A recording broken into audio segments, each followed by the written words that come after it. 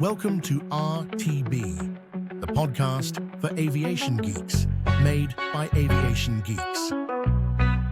In today's episode, NF-104, the Starfighter used to train astronauts. Here's something wild. Imagine flying an aircraft so high that it's basically a spacecraft using 1960s technology and nothing but raw pilot skill to keep you alive. That's exactly what the NF-104 Starfighter program was all about. That's such a fascinating piece of aerospace history you're bringing up. What really gets me is how they took a regular fighter jet and transformed it into something that could reach the edge of space. Well, it all started with astronaut Frank Borman's innovative thinking at Edwards Air Force Base. The fascinating part is that they chose the F-104 Starfighter, which was already groundbreaking as the first operational aircraft capable of sustained Mach 2 flight. So what kind of modifications did they need to make to turn a supersonic fighter into a space training platform? Oh man, the engineering work was incredible. They added a 6,000-pound thrust rocket engine at the tail, reaction control thrusters in the nose, and wingtips, just like a spacecraft, and completely redesigned the cockpit to handle the new systems. They even had to strip out all the military equipment like guns and tactical systems to make room for the space hardware. That must have required some seriously skilled pilots to handle such a unique aircraft. You know, it was incredibly selective. Only about 35 pilots ever got the chance to fly the NF-104. The training program was intense, starting with pressure suit familiarization in regular F-104s, then progressing through a series of increasingly challenging flights. Tell me more about what these missions were actually like. Well, picture this. They'd take off normally, climb to about 30 to 40,000 feet, then hit nearly Mach 2 before lighting up that rocket engine. As they passed 80,000 feet, the jet engine would flame out and they'd enter this incredible parabolic arc where they'd experience weightlessness for about a minute.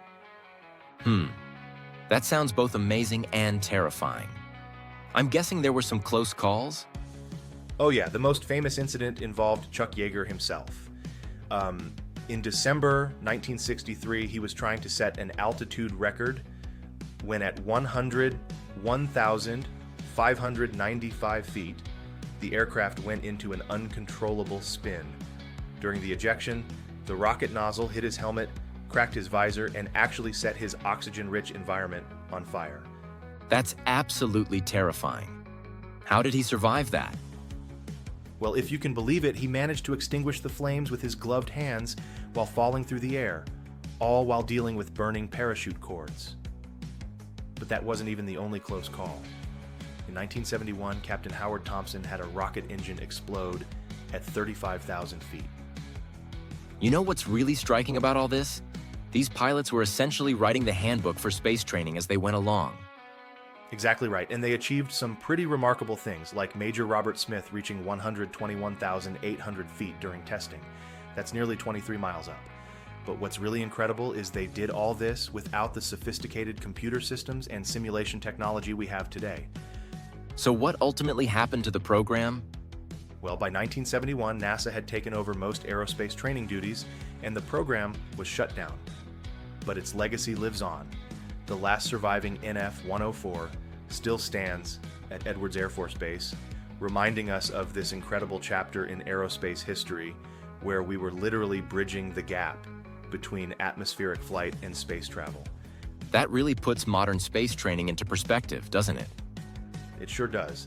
You know, when you look at today's space programs with their advanced simulators and computer systems, it's almost hard to believe that just a few decades ago, we were training astronauts by basically strapping a rocket engine to a fighter jet and hoping for the best.